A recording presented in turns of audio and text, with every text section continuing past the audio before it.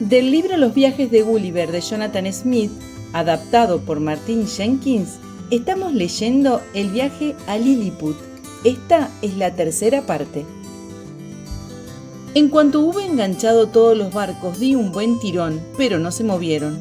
Los buques estaban bien anclados, así que solté las sogas, saqué mi navaja y corté las cadenas de todas las anclas. Luego emprendí el regreso a Lilliput, arrastrando 50 naves. Cuando los blefuscudianos vieron lo que estaba haciendo, profirieron un ensordecedor grito de dolor y desesperación. En cuanto estuve fuera de su alcance, me detuve para sacarme las flechas que tenía clavadas y me froté las heridas con el ungüento que me habían dado al llegar a Lilliput. Esperé un poco a que bajara la marea y proseguí. A los liliputenses les entró el pánico cuando vieron que la flota enemiga se les acercaba, ya que a mí no podían distinguirme porque iba con el agua al cuello. Dedujeron que me había ahogado y que el enemigo navegaba hacia ellos dispuesto al ataque. Estaban al borde de la desesperación cuando me vieron aparecer. Entonces lanzaron un grito de alegría y en cuanto llegué a la orilla, el emperador me nombró Nardak, que es el mayor título honorífico del país. El emperador, exultante por la victoria, me pidió que regresara y me apoderara del resto de los barcos. Había decidido conquistar Blefuscu y convertirlo en provincia de Lilliput. Todo el mundo sería obligado a cascar los huevos por el extremo estrecho, y él se declararía emperador de todo el mundo conocido. Traté de disuadirle argumentando que no quería participar en el proyecto de convertir a los valientes blefuscudianos en esclavos, y muchos ministros del gobierno se pusieron de mi parte. Sin embargo, el emperador no me perdonó nunca que me hubiera opuesto a sus deseos, y no tardé en descubrir que se había confabulado con alguno de sus ministros para intrigar contra mí. Ya se ve de qué poco sirve prestar grandes servicios a los príncipes cuando uno se niega a satisfacer sus peores pasiones. Unas 3 semanas después de haber capturado la flota, Blefuscu envió a Lilliput 6 embajadores con una propuesta de paz. Les ayudé un poco en las negociaciones y cuando finalmente se firmó el tratado de paz, los embajadores vinieron a verme, me agradecieron mis buenos oficios y me invitaron a visitar al emperador de Blefuscu para que le mostrara mi prodigiosa fuerza. Durante mi siguiente audiencia con el emperador de Lilliput, le pedí permiso para viajar al país vecino y él me lo concedió, aunque muy a desgana. Yo no comprendía por qué se mostraba tan hosco conmigo, pero luego supe que Flimnap y Bolgolam le habían dicho que yo andaba maquinando algo contra él con los embajadores blefuscudianos. Empecé a comprender hasta dónde llegan las insidias de las cortes y los ministros. Por aquellos días tuve la oportunidad de hacerle un gran favor al emperador, o al menos eso pensé entonces. Cierta noche me despertaron los gritos de cientos de personas ante mi puerta. Algunos miembros de la corte se acercaron a mí para comunicarme que las estancias de la emperatriz estaban en llamas. Me apresuré hacia el palacio donde los liliputenses trataban inútilmente de apagar el incendio con cubos de agua.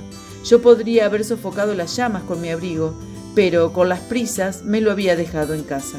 El fuego iba extendiéndose peligrosamente y habría arrasado todo el palacio de no ser porque, de repente, se me ocurrió una idea. La tarde anterior yo había ingerido una gran cantidad de vino muy sabroso llamado Glimy Grim, así que tenía la vejiga muy llena. No me lo pensé 2 veces, me alivié rápidamente sobre las dependencias de la emperatriz y acabé con el fuego en 3 minutos. Hecho esto, regresé inmediatamente a casa sin esperar las felicitaciones del emperador. Sabía que estaba tajantemente prohibido orinar en el recinto del palacio, pero esperaba que el emperador comprendiese mis motivos para hacerlo y me perdonara. Me consta que pidió clemencia para mí al Tribunal Supremo, pero este no me la concedió. Es más, la emperatriz se hallaba tan asqueada de lo que había hecho que decidió que los aposentos incendiados no se reparasen jamás, y también ella empezó a intrigar contra mí. Antes de seguir adelante con el relato de mis aventuras, debo describir algunos de los aspectos más interesantes de los liliputenses y de su país. En lugar de escribir de izquierda a derecha, como los europeos, o de derecha a izquierda, como los árabes, los liliputenses escriben en diagonal, tal y como lo hacen las señoritas en Inglaterra.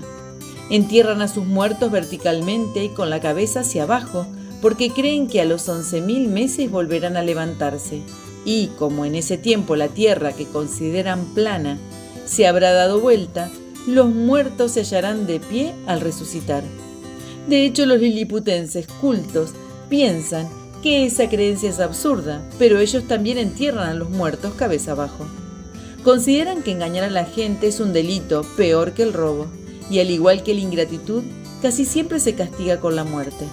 Si alguien acusa a una persona de haber delinquido contra el gobierno y el acusado se demuestra inocente, el acusador es ejecutado vilmente de inmediato, y el acusado recibe una fuerte indemnización procedente de las posesiones de quien lo difamó, mientras se difunde públicamente su inocencia.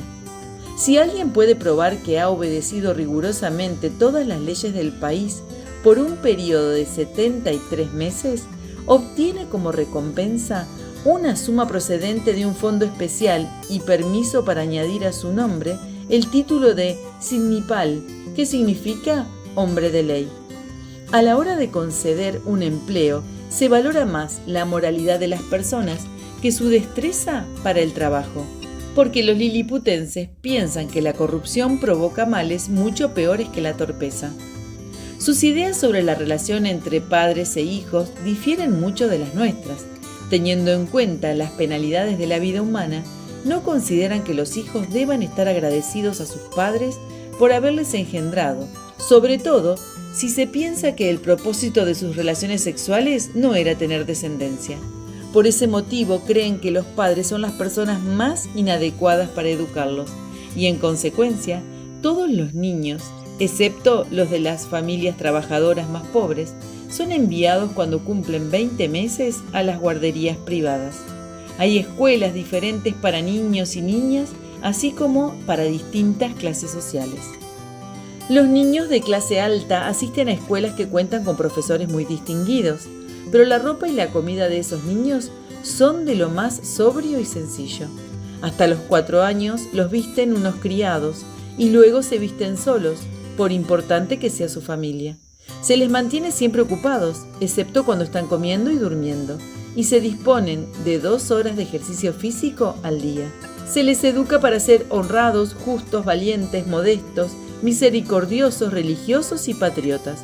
Nunca hablan con los sirvientes, y sus padres solo están autorizados a verles 2 veces al año, durante 1 hora y en presencia de un profesor. Los padres pueden besar al niño al llegar y al marcharse, pero no les está permitido llevarle ningún regalo ni hablarles cariñosamente ni al oído. Los niños permanecen en la escuela hasta los 15 años, lo que equivale a nuestros 21, aunque se les concede una progresiva libertad en los últimos 3 años. Los chicos de clase media reciben una educación similar, pero los de clase obrera son colocados como aprendices a los 7 años. A las niñas de clase alta se las trata de un modo parecido a los niños, pero las visten unas sirvientas hasta los 5 años, edad en que empiezan a vestirse solas. Si se descubre que alguna sirvienta ha intentado contar a las niñas algún cuento de terror o fantasía, se la azota públicamente, pasa 1 año en prisión y es desterrada al lugar más apartado de Lilliput. La educación de las niñas es similar a la de los niños, aunque su ejercicio físico es menos intenso. Se les imparten menos asignaturas y reciben clases sobre cómo llevar una casa. Se las considera bastante mayores para casarse a los 12 años, momento en que sus padres o tutores las sacan de la escuela. Las niñas de clase obrera dejan la escuela como los niños a los 7 años. Los padres tienen que pagar la educación y la manutención de los niños. Los trabajadores más pobres, los que cultivan el campo y cuidan las granjas, no llevan a sus hijos con los demás niños, pero reciben asistencia social cuando son viejos o están enfermos. Por eso no existe la mendicidad en Lilliput. Ahora contaré brevemente cómo era mi vida en este país durante los 9 meses y 13 días que residí en él. Estamos leyendo Los viajes de Gulliver de Jonathan Swift, adaptado por Martin Jenkins. Esta parte de la historia que narra el viaje de Gulliver en Lilliput continuará